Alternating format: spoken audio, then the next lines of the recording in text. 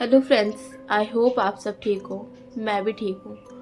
तो आज मैं आपको राजस्थान की स्टोरी बताने जा रही हूँ। हमें पता है राजस्थान कितना ही ऐतिहासिक शहर है, कितने ही सारे पैलेस है उसमें, कितना रहस्यमय भी है। जैसे कि भानगढ़, जैसलमेर, कुलधारा, कितनी सारी हॉन्टेड जगहें भी वहाँ पे। लेकिन राजस्थान सिर्फ भूतों के लिए फेमस नहीं है, भूतों से उतारे के लिए भी राजस्थान फेमस है। जैसे कि बालाजी, हम जानते हैं कि वहाँ लोग ठीक होके ही आते हैं। तो चलो चलते हैं स्टोरी पे। लेकिन इससे पहले आप मेरा चैनल सब्सक्राइब कर दीजिए। तो ये स्टोरी है चार दोस्तों की, आशीष, अंजलि, पवन और अभिषेक। तो इसमें अब जो आशीष होता है उसकी शादी होती है राजस्थान के एक पैलेस में। वो बहुत एक्साइटेड होता है, वो अपने सारे दोस्तों को इनवाइट करता है। लेकिन जो पवन होता है वो लंदन में रह रहा होता है, तो उसको भी कॉल करके बुलाया जाता है, वो भी आता है। सारे दोस्त बहुत एक्साइटेड होते हैं कि हमारे ग्रुप से पहला बंदा है जो शादी कर रहा है।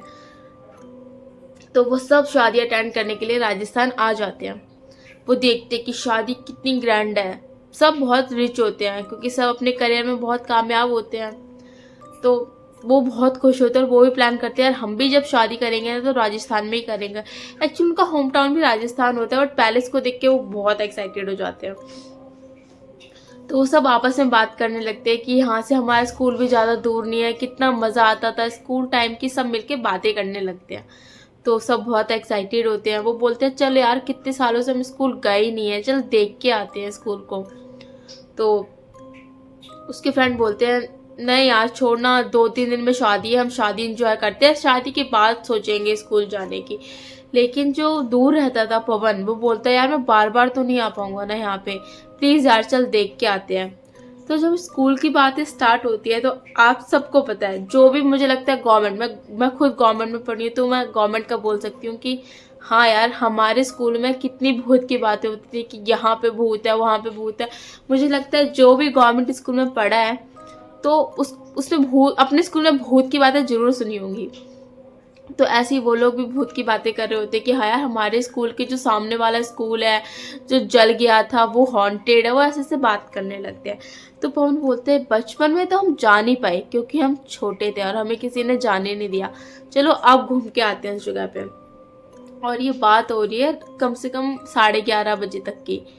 तो सब मना करते हैं, पागल है क्या यार, शादी वाला टाइम है, कुछ हो गया तो फिर कौन जिम्मेदार है। तो आशीष बिल्कुल मना कर देता है कि मेरी शादी है यार, मैं तो नहीं जाऊंगा। लेकिन दोस्त है, घसीट के तो लेके जाना ही है हमें उसको। तो यही करते करते अब सबका प्लान बनता है कि हम स्कूल घूम के आते हैं रात को, वो भी 12:30 बजे तक पहुंचते हैं अगर वो स्कूल जाते तो। और यही होता है, वो 12:30 बजे तक स्कूल पहुंच जाते हैं अपने स्कूल। आशीष ने बोला स्कूल तो घूम के आएंगे लेकिन वो हॉन्टेड जगह पे नहीं जाएंगे। तो सब मान जाते हैं। उसके बाद वो स्कूल को देखने लगते हैं, अपनी पुरानी मेमोरीज याद करने लगते हैं कि कहाँ पे कब क्या कर रहे थे, ये सब वो बातें करने लगते हैं।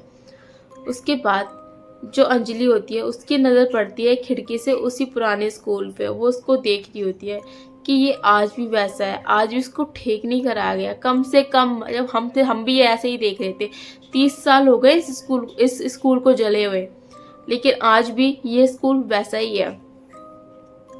वो सब मिलके बस स्कूल को देखने लगते हैं। पता नहीं कितनी हिम्मत आती है उनमें, उनके मन में। तो अभिषेक बोलता है कि यार मैं तो ना देख के आऊंगा, चल पवन चलते हैं, तू भी बार बार लंदन से वापस थोड़ी आएगा, अमेरिका से वापस थोड़ी आएगा। तो वो बोलता है ठीक है चलते हैं।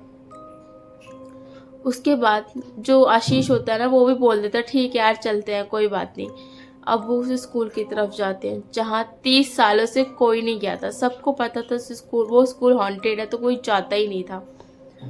जैसे ही पवन उस जगह को हाथ लगाता है, उस गेट को हाथ लगाता है जो 30 साल से खुला ही नहीं था, वो गेट अपने आप झड़ जाता है। ऐसे नहीं होता कि किसी चीज़ को हाथ लगा दो वो पूरी तरह से बर्बाद हो, हाथ लगा दो, हाथ लगाते गिर जाएगी, ऐसे ही होता है वो गेट। और गेट अपने आप ही खुल जाता है बिना किसी फोर्स के, क्योंकि वो जला हुआ था ऑलरेडी और हाथ लगाती वो सामान झड़ गया, जो कुंडी वगैरह थी वो गिर गई। गेट खुलता है, अंदर जाते हैं। अंदर जाते ही पवन को आवाज़ आती है कि उसने किसी की आवाज़ सुनी है जो उसका नाम पुकार रही है। ये देख के पवन बहुत हक्का बक्का हो जाता है। उसके बाद पवन के फ्रेंड बोलते हैं आज नहीं यार चल छोड़ यार, हम लेट हो रहे हैं, वैसे भी हमें यहाँ आना भी नहीं था, हमारा कोई प्लान भी नहीं था, चल वापस चलते हैं। तो आशीष गुस्सा करने लगते हैं, यार तुम लोग आए गए ना आखिरकार इस जगह पे, पता नहीं मैंने क्यों ही हाँ बोल दिया तुम लोगों को, चलो वापस चलो यार, मेरी शादी का गिफ्ट दे दो, तुम यहाँ मत रुको। वो चीज़ बस ये बोलता है। बात हो जाती है, मान जाते हैं वो लोग और वहाँ से निकल जाते हैं। बट पवन के माइंड में कहीं ना कहीं ये होता है कि उसको किसी ने आवाज़ दी थी।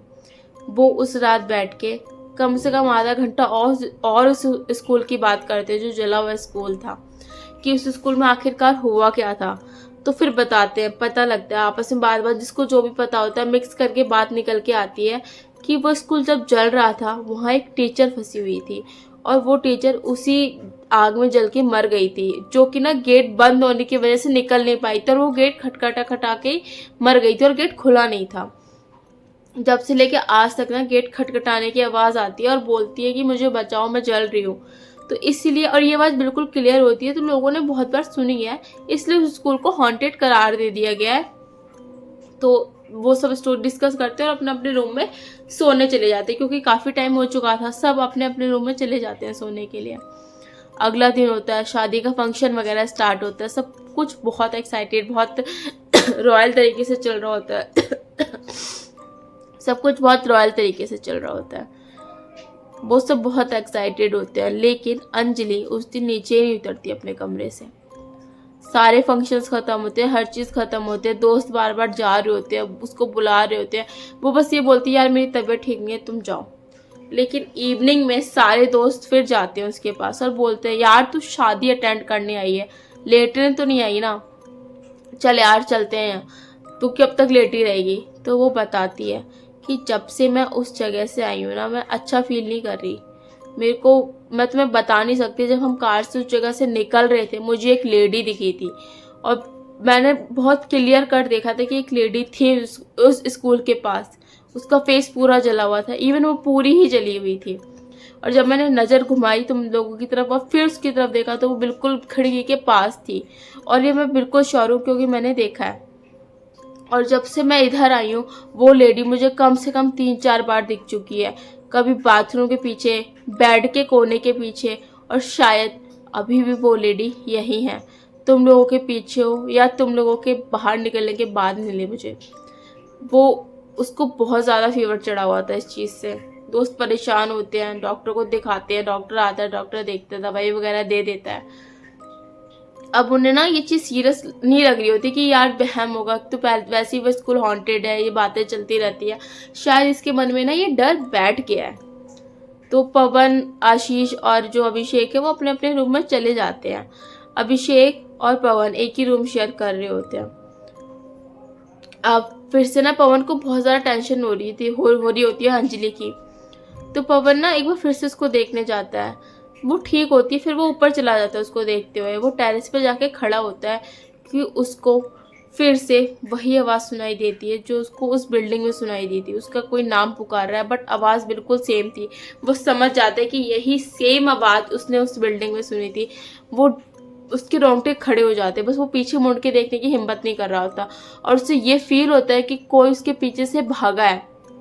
वो फटाफट भाग के अंजलि की तरफ जाता है और अंजलि को देखता है, अंजलि तो ठीक है ना। फिर वो आशीष को भी बताता है और आशीष बिजी होता है तो आशीष नहीं आता, लेकिन अभिषेक को बताता है तो अभिषेक सुनता है ये बात है। तो अंजलि उसको बोलती है देखा मैंने बोला था ना ये चीज़ें सिर्फ मेरे साथ नहीं हो रही, देखो अब तुम्हारे साथ भी ये चीज़ें हो रही हैं। तो अंजलि ना उनको बोलती है कि क्या पता हम वहाँ जाके ना अगर उस लेडी से माफ़ी मांगे कि हम तुम्हारी जगह पे आ गए, हमने गलती से गेट खोल दिया, हमें माफ़ कर दो, तो क्या पता ये सारी चीज़ें हमारे साथ ना हो। वैसे भी शादी है, हम इतना बड़ा रिस्क नहीं ले सकते, हम माफ़ी मांग के आते दोबारा उस जगह पे। और अब इन चीज़ों को होते कम से कम रात के 2 बज रहे थे और जब वो उस साइड में पहुँचते तो रात के 2:30 बज चुके होते हैं। जो अभिषेक होता है वो पवन के साथ नहीं जाता, सिर्फ पवन और अंजलि उस साइड पे जाते हैं। अभिषेक किसी चीज़ में बिजी होता है तो वो बोलते हैं मैं नहीं जा रहा, तुम लोग चले जाओ। वो लोग उस जगह पे पहुंचते हैं। पहले तो जो पवन होता है वो बाहर खड़े होकर माफ़ी मांगता है, लेकिन अंजलि उसको उकसाती है कि यार हमने गेट खोला था, हमें गेट के अंदर जाके ही माफ़ी मांगनी चाहिए। तो पवन गेट के अंदर जाता है और माफ़ी मांगने लगता है। जब वो आँखें खोलता है, वो देखता है कि उसके आगे अंजलि खड़ी है, बहुत ही क्रीपी तरीके से स्माइल करते हुए। और ये देख के वो समझ जाते कि अंजलि है ही नहीं, अंजलि पूरी तरह से पोजेस्ड है। और उसके माइंड में ये चीज़ें घूमने लगती है कि यार तभी तो अंजलि ने मुझे यहाँ आने के लिए बोला, शायद वो अंजलि थी नहीं जो यहाँ आना चाहती थी, मुझे यहाँ लाया गया है। वो चीज़ समझ जाते कि मैं ट्रैप में फंस गया हूँ, उसको समझ नहीं आ रहा कि करना क्या है अब। और अंजलि तभी उसका गला पकड़ लेती है टाइट से और बोलती है कि तू यहाँ आया तो है, लेकिन बहुत लेट, मैं बहुत सालों से वेट कर रही थी और तेरी वजह से इतने साल तक मुझे वेट करना पड़ा है, अब जाके मैं आज़ाद हुई हूँ, मैं तुझे छोड़ूंगी नहीं जो मैंने इतना इंतज़ार किया है। ये सुन के पवन बस पूरा ब्लैंक था। अंजलि ने उसका गला पकड़ा हुआ था और पवन बेहोश हो जाता है, उसको कुछ होश नहीं होता। लेकिन उसको ना हल्का हल्का होता है ना, कॉन्शियस, हम बिल्कुल अनकॉन्शियस हो जाते हैं, फिर भी हमारे कानों में आवाज़ आती रहती है। उसको फिर आवाज़ें आने लगती हैं कि कोई तो आया है इधर और लड़ रहा है अंजलि से। तो ये जब 1-2 घंटे बीत जाते हैं, उसकी आंखें, उसको पूरी तरह से होश आता है। वो देखता है कि वो पैलेस में है और अंजलि को बांधा हुआ है और उसके जो माँ बाप है वो भी अंजलि के साथ ही बैठे हुए हैं। फिर उसको उसी रात बालाजी के लिए वो रवाना हो जाते हैं। 1-1.5 घंटे का रास्ता होता है, क्योंकि ये तो सुबह हो ही चुकी थी, 2:30 बजे तो वहाँ पहुँचे थे वो। तो 4-5 के करीब वो बालाजी पहुँच जाते हैं, उतारा करवाते हैं, चीज़ें ठीक होती है। काफ़ी देर तक उतारा चलता है, लेकिन अंजलि ठीक हो जाती है और पवन तो ठीक था ही। उसके बाद शादी निपटती है। शादी बहुत अच्छी जाती है, सब कुछ बहुत बढ़िया चल रहा होता है, सब बहुत हैप्पी होते हैं। उसके बाद सारे फ्रेंड्स मिलके ना दोबारा उस स्कूल के पास जाते हैं और लास्ट टाइम स्कूल को देखते हैं। और वो देखते हैं जो जला हुआ स्कूल है ना, उसको तोड़ा जा रहा है, क्योंकि शायद उस जगह पे नया स्कूल बनाना था दोबारा गवर्नमेंट को। वो खुश होते कि चलो यार, कम से कम ये हॉन्टेड जगह हटी तो एटलीस्ट। और ऐसे ही सब अपने अपने काम में दोबारा लौट जाते हैं। 2.5 साल होते हैं। 2.5 साल बाद ये चीज़ न्यूज़ में आती है कि वो स्कूल हॉन्टेड है। वहाँ बहुत सारे बच्चों ने एक लेडी को घूमते हुए देखा है जो पूरी तरीके से जली हुई है। और ये बिल्कुल रियल स्टोरी है। ऐसा हमने भी कितनी बार देखा है अपने स्कूल में कि हम कितनी सारी हॉन्टेड चीज़ें महसूस भी कर लेते हैं। भाई मैंने खुद करा है अपने स्कूल में हॉन्टेड चीज़ों का एक्सपीरियंस, तो मुझे लगता है बहुत सारे लोगों ने किया होगा। तो आई होप आपको स्टोरी अच्छी लगी होगी। ऐसी स्टोरी के लिए आप मेरा चैनल सब्सक्राइब करें। And thank you for watching this video.